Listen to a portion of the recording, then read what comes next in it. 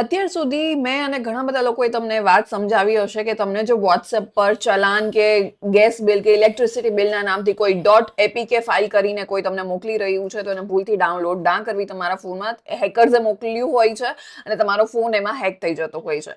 પણ .apk સિવાય બીજી ટોટલ હજુ 5 પ્રકારની ફાઇલ હોય છે કે જે હેકર્સ યુઝ કરતા હોય છે તમારો ફોન હેક કરવા માટે. તો એ 5 બીજી કયા ટાઈપ જે છે એ આજે હું તમારા જોડે શેર કરવાની છું. હાય, હું છું ડોક્ટર અમીશા.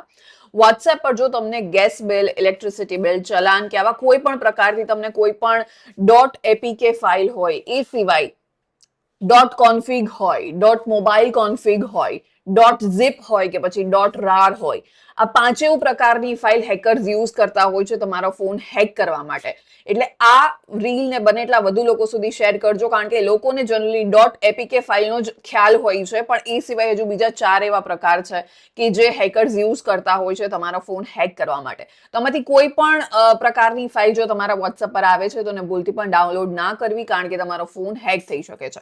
હમણાં જ જાઓ આ ઇન્ફોર્મેશન, આ વિડીયોને તમારા બધા જ ફ્રેન્ડ્સ અને ફેમિલી જોડે શેર કરો.